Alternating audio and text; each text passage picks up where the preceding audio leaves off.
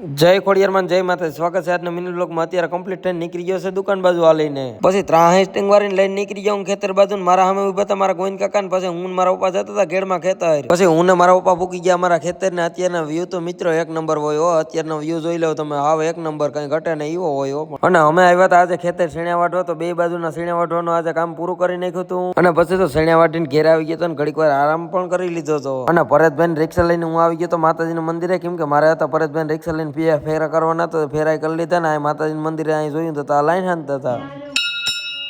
પછી મેં પણ એને લાઈન હાંધવા લાગી ને પછી આવી ગયો તો માતાજીના મંદિરમાં. માતાજીના મસ્ત મજાના શાંતિપૂર્વક દર્શન કરી લીધા.